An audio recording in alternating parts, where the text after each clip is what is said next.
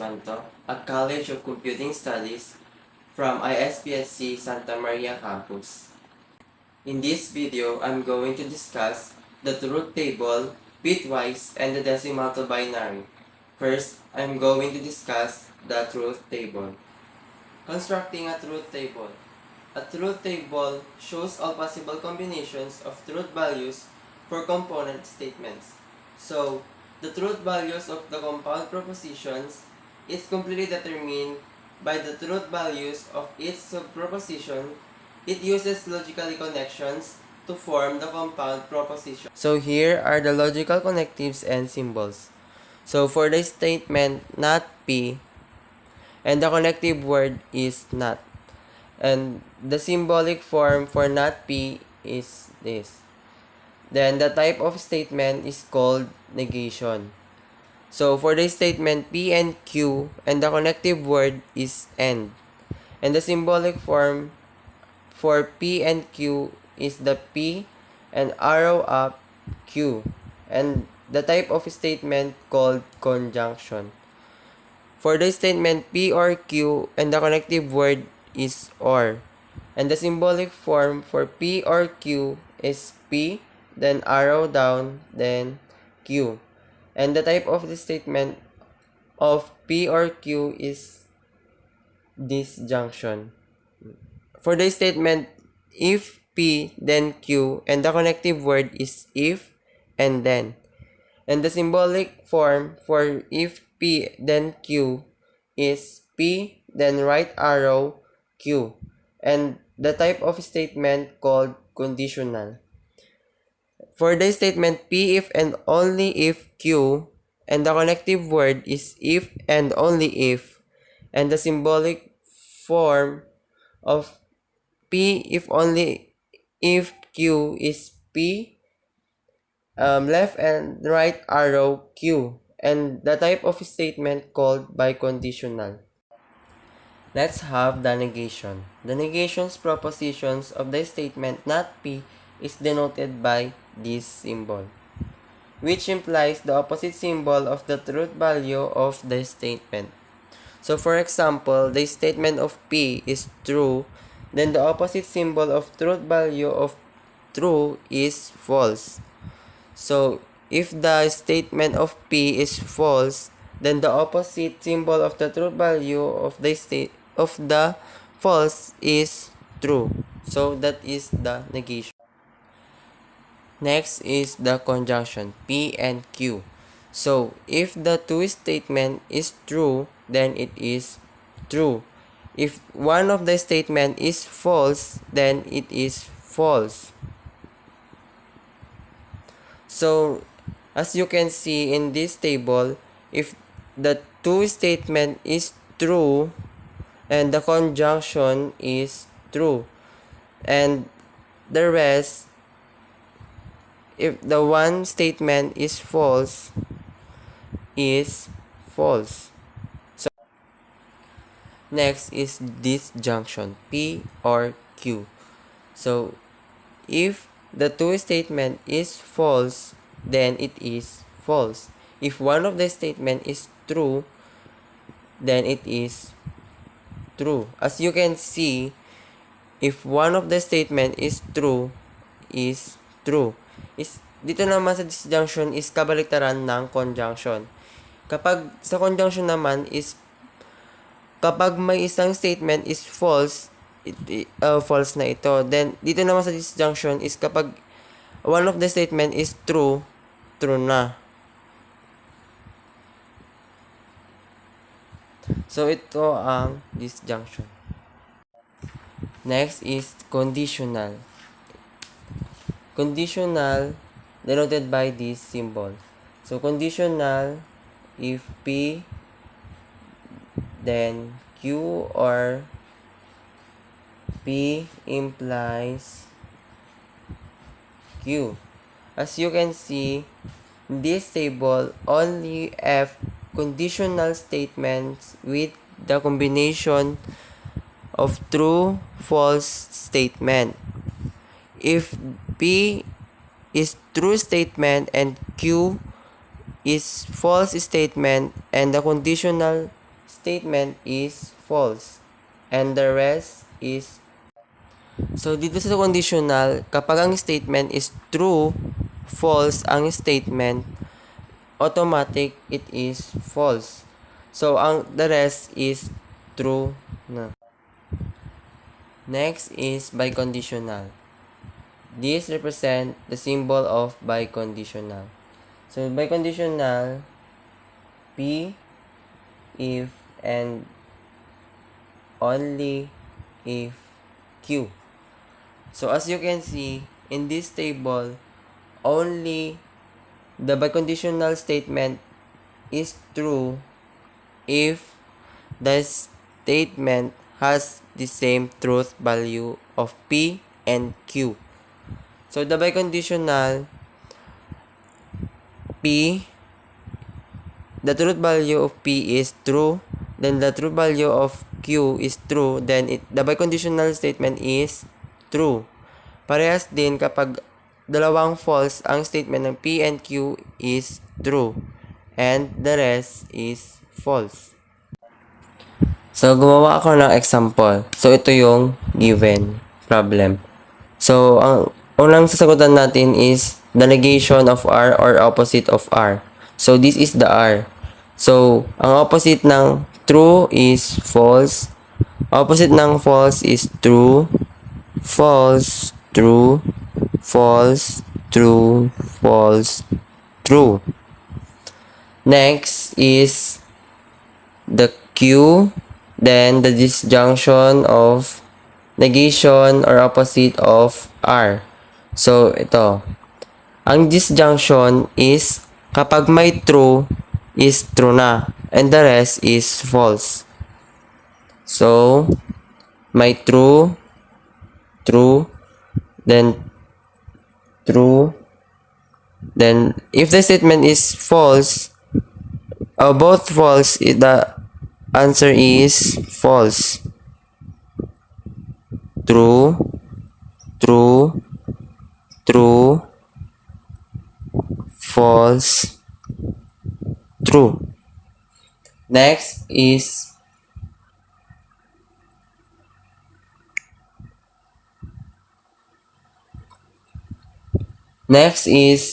P and conjunction of Q. So, dito naman sa conjunction is kapag may false is false na. So, let's see. P and Q. If this statement is both true, the answer is true. Then, true. Then, if the statement is have false, then the answer is false. False, false, false, false, false. So, next, these two. P, disjunction of Q.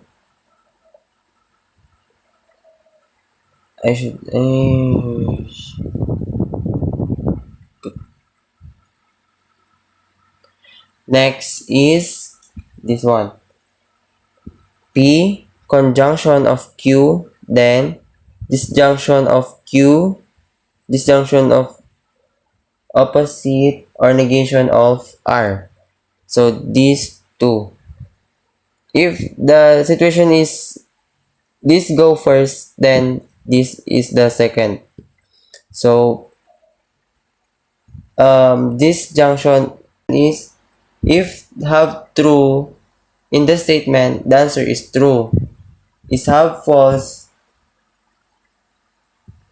the answer is false. Next is P, conjunction of Q, then disjunction of Q, disjunction of negation of R. So, this symbol, disjunction, if the statement has true, and the answer is true. If the statement is both false, and the answer is false. So, this one is true, true. So, this statement is both false, so the answer is false. Then, true, true, true, false, true. So that is for the truth table. So let's proceed to the bitwise. So bitwise comes from the word bit, which is the smallest unit measurements in a computer. Or ito yung tinawag na pinakamaliit na data na nare-recognize ng computer, and also it is a short term for binary digit. So, ang bitwise is may tatlong operator. So, ang tatlong operator na ito is OR, AND, then XOR. So, the symbol for OR is this one. And the symbol for AND is this one. And the symbol for XOR is one. So, let's have an example of bitwise. First, we're going to answer the example of OR first. So the symbol of OR is this one. So let's copy the number.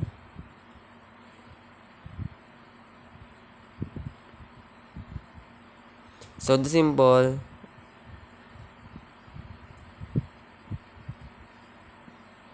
So let's answer this. So ang OR, sasagutan natin.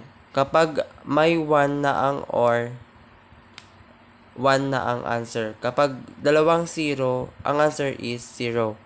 Kapag may 1, 1, 1, 1, 1, 1, 1, 1. Next is the bitwise of AND. So, copy again the numbers. So, the symbol of AND is this one. So, 0, 1, 0, 0, 0, 1. So, let's answer this. So, ang AND is kapag may 0, ang number, pag dalawa yung number, tapos may 0, ang answer na is 0. Or pwede mo na lang i-times na lang. So, 1 times 0, 0, 0, 0, 0, 0, 0, then 0. Yan ang the bitwise of AND. Next naman is the bitwise of XOR.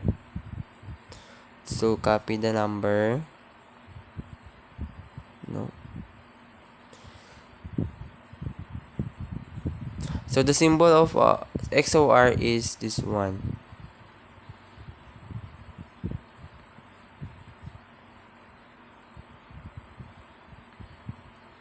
So, dito naman sa XOR is kapag magkaparehas na 1 and 0, automatic, the answer is 0. So, kapag ang situation naman is 1, 0 or 0, 1, the answer is 1. So, the answer of this is 1, 1, 1, 1, 1, 1, 1. So, that is the example of bitwise. So, let's move on to decimal to binary. So, I will going to answer the decimal to binary, the long-term version. So, I will put a given in this column at 200. So, in this column, we're going to divide the 200 into 2. So, the result will be 100. So, the remainder is 0. And the binary is 0. Why 0? Because there's no point in the result.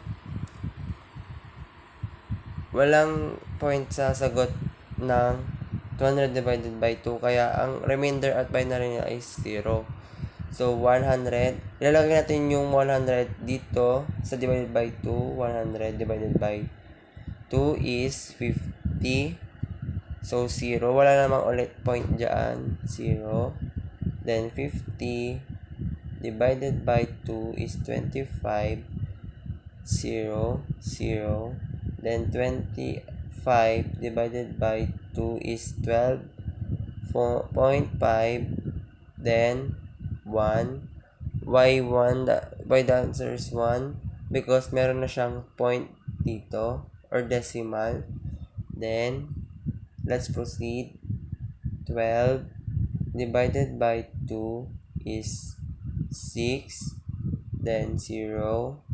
Then, 6 divided by 2 is 3. 0. Then, 3 divided by 2 is 1.5.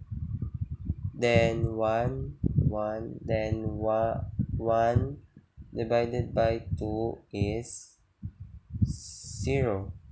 Then, so the converted binary number of 200 is 200 is equal to 1, 1, 0, 0, 1, 0, 0, 0. Pataas. Magsisimula sa baba, then pataas. Yun ang binary number ng 200.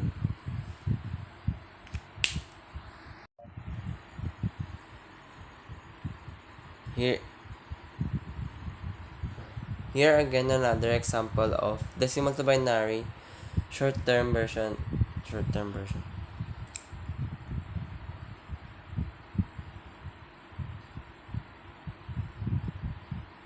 Here again another example of decimal to binary number.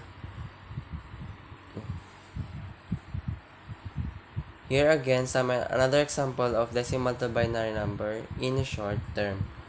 So I will put the decimal number of 142. So anong mas malapit sa 142? So dito sa taas, so the malapit is 128. So 142 minus 128 is 14.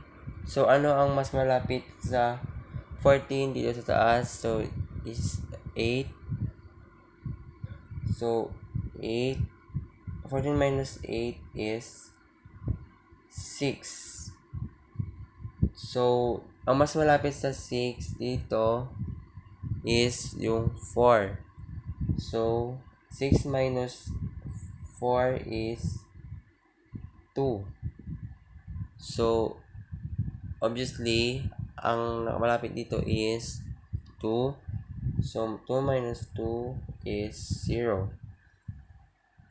So, the binary number of 142 is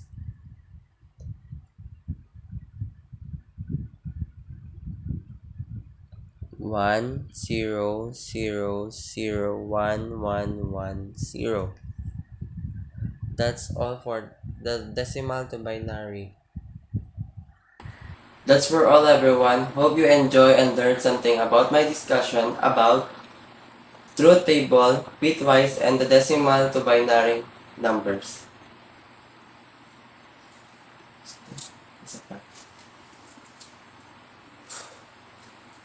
That's for all, everyone. Hope you enjoy and learn something about my discussions about truth table, bitwise, and decimal to binary. Thank you for watching.